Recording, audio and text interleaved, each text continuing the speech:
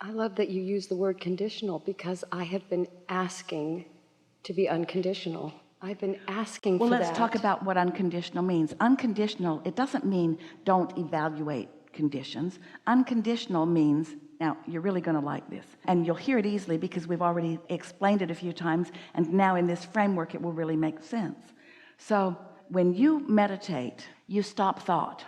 You focus on something that requires very little thought. Like, can you hear a sound in this room, like something to do with the air conditioner? Hear that sort of hum? That's a good thing to focus on, because it's not interesting, so it won't get your mind wandering. Oh, that's not as nice as other hums I've heard.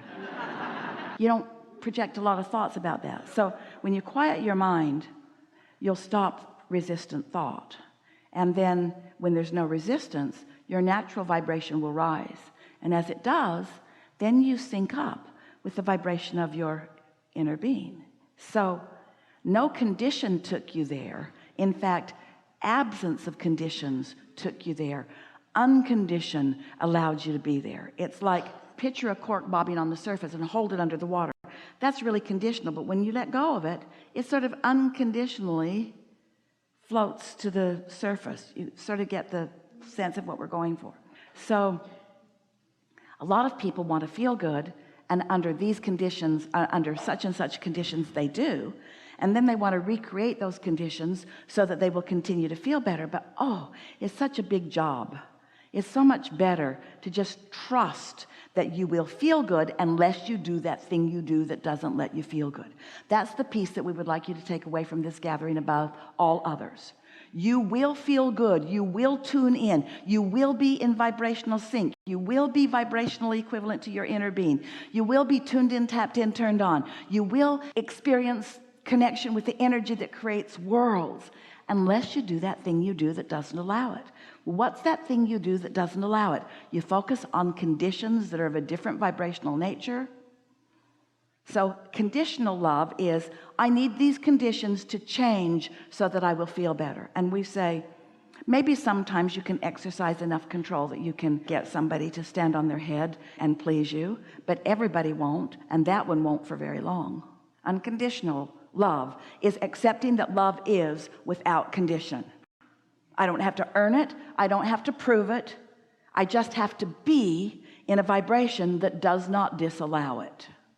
That's the ultimate unconditional. And you'll get really good at it, and then you can roam around in all kinds of conditions that are really wonky and unpleasant, and they won't upset you because you've got such a habit of vibrational frequency that conditions just don't upset you, because you've got something more going on. You've got connection with source energy. Helpful? Actually, you brought forth something that I have been wishing and wishing for, and I didn't even ask for that question, and it came up. That's because all the pieces of your question you've been putting in your vortex for a while, and even though you couldn't really articulate it as such, it was all right there and easy for us to see. And since we are not affected by your state of being, we were able to give it to you anyway. We always do. We give brilliant answers to every single question. But that doesn't matter. The question is, are you in the receiving mode to receive it? That's what's going on here, and you were, and you did. You see? So yeah. So for the feeling part, especially with the part of this that I desire so much to apply, that unconditional part, is with my children that are grown, and that I feel that cord of... We want you to consider something, because even before you said the word children, when you said, I desire so much. Now, can you feel the resistance in that? I desire this thing I do not have. I know. Feel how painful that is. I know. And so you got to back off of those kinds of things, because the solutions aren't coming right now as long as you're feeling that way. Here's the thing. If you practice alignment relative to the things that it's easy to feel alignment about, then in time, even the things that are not easy, you'll feel alignment about, because the alignment becomes what you're looking for, not the solution to the problem. Did you hear that? I can feel alignment relative to this and this and this and this and this, but not that. Well, then don't think about that. But it's the most important thing, we know, but don't think about that. But it matters the most to me of all other things put together. Start arguing for your limitations. Focus on the things that it's easy for you to feel alignment about, until that ease of alignment is what's dominant within you. And then your children will say to you, I don't think you love me as much as you used to, because you don't yell at me as much, you don't worry about me as much. They would be misunderstanding, wouldn't they? And then you could say to them, oh, I love you just as much, I'm just not blocking my love. And sometimes it's the blocking of love that makes you think it's love. Most people think love should hurt. If you love me, you'll give up stuff for me. If you really love me, you'll suffer for me. You'll prove your love for me with your suffering. And all you prove with your suffering is that you can block yourself from connection, which is what love is, connection. Once you remember the premise of who you are, once you remember that there are two aspects of you that are pulsing at all times, and that the relationship between those two aspects is so important to you because your emotional balance is at stake, that because you are such a lover, unless you are finding things to love, you feel off. And that's confusing to so many humans, because as you scour the world, you've come to weigh the pros and the cons and the pluses and the minuses. You've come to believe that you have to observe and be objective in order to even know what you want. And to a certain degree, that is accurate, because if you don't have the ability to evaluate, then you can't conclude. That's really what step one is. Ask. And asking comes from that evaluation. But once you have seen, and once you've come to a conclusion of what you prefer, then if you could use all of the attention gathering self-discipline that you could find to focus in the direction of what feels good to you, what you would begin to notice is that you've asked, and it has been answered, it has been given, it's already gathered and collected in your vibrational reality, in your vortex. But you've got to tune your receiver to what's there, not to what's out here, not to the problem that caused you to ask, but to the solution that you're looking for. And when you become more solution oriented rather than problem defensive justified oriented, then what begins to happen is you more consistently are in that vibrational frequency that equals your receiving mode, which means you in your human physical form and you in your non-physical evolving form are holding in that moment a vibrational equivalency. In other words, your frequencies match up, which means what your inner being knows that's being projected to you on your behalf, you can know too, because you're in the receiving mode. So under those conditions, your inner being would not say to you, as we were suggesting that you say to your disconnected human friends, your inner being would say to you, we know where you stand in relationship to everything that you want, and we are broadcasting a continual stream that you can receive in the form of impulses, clear, pure thought.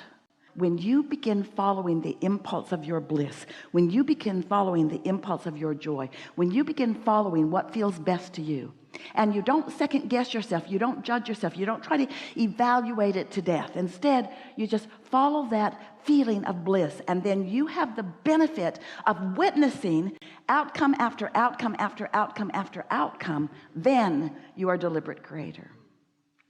Now, there's one thing that we really want you to hear. We're going to say this briefly, and then we'll open it for discussion with you about whatever you want to talk about.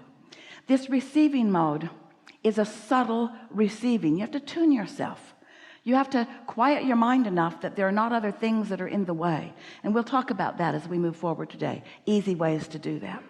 But so when you tune yourself to this subtle frequency, so you begin hearing and feeling these impulses are not going to lead you immediately to the manifested reality that you want, for a variety of reasons. One is you really don't want to go directly there. You think you do, but you don't. You don't want to go directly there. What you want is this wonderful unfolding path that you get to witness as what you're wanting. It would be like a sculptor saying, I'm going to create a magnificent sculpture, give me the clay, and then just throwing it down and saying, there, that's exactly what I was going for. That's exactly what I had in mind. Because that isn't what you had in mind. You want to get your intentionality in it. You want the fun of it becoming what you were intending for it to be. So the receiving mode, once you're in that receiving mode, once you've achieved that vibrational alignment with who you really are, and once there is a mutual vibration, your vibration and the vibration of your inner being are the same, what happens is you'll receive an impulse or an idea that won't take you all the way to what you might want to call the finish line of this particular creation. It's just you being more ready than you were before you received that. And in that readiness, that new readiness that just happened to you, in that new readiness that just happened to you, now new other wonderful things can happen too, and then more, and then more, and then more. So we say, you're ready to be ready, to be ready, to be ready, to be ready. And the reason that we really want you to get this is because there are always going to be, we'll pause for dramatic effect, there are always going to be many, many more of your creations in the process of becoming than are becoming right now. In other words, a steady stream of them in the pipeline. And if you have oriented yourself to only let yourself be happy once they manifest, then you're mostly going to be unhappy. Because every day you're going to figure out something more that you want, and every day that more thing that you want will have not come to physical fruition.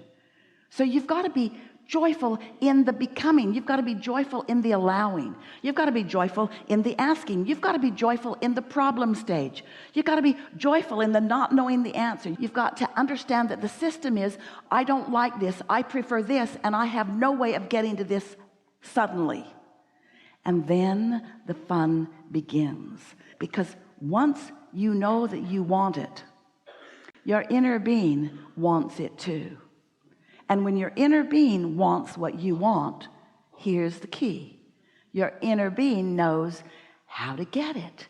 Your inner being knows where it's going to come from, who's going to bring it, what the likely unfolding of it is. Your inner being knows all of that. But you often can't hear that from your inner being, because your inner being doesn't talk to you like humans do, who say, go over there. Your inner being is offering you the impulse so that you can have the pleasure of what you call self-discovery. You see what we're getting at? So, if you heard us, you now know everything that you'll ever need to know about creating anything that you'll ever want. If you want it, it's underway, and your inner being knows the path of least resistance to lead you to it. Oh, path of least resistance? What's path of least resistance? That's the path that your inner being knows to help guide you around your hang-ups. Because the resistance that's on your path, you put there with your beliefs. But your inner being doesn't say, okay, we've got it, we know what you want, and you go clear your path, and then we'll show you the way. Because your inner being knows you're not going to clear your path. You're not going to change all your beliefs at once. Those lobotomies are hard to get. Instead, you're going to vibrate pretty much like you have been, and your inner being is going to show you around your hang-ups, until after a while you'll have more faith and belief in your ability to receive and know. And as that trust becomes stronger, trust in yourself, trust in the process, then many of those hang-ups, those resistances along your path will begin to evaporate. And then it's really fun. Then almost as fast as you identify you want something, the progress of it begins. Esther says it's almost like magic. She knows it isn't magic, but she can feel when she's in one of those modes where she's in such the receptive mode that if she just follows her impulses, not only is it going to be a wonderful day, but it's going to be full of delight and surprise about things that are important to her. And that's what we wish for you, not to get you to the ending places, but because it's so fun along the way. Because really, friends, there are no ending places, because it's just an eternal new group of things that you desire that are going to keep moving you forward in this joyful unfolding.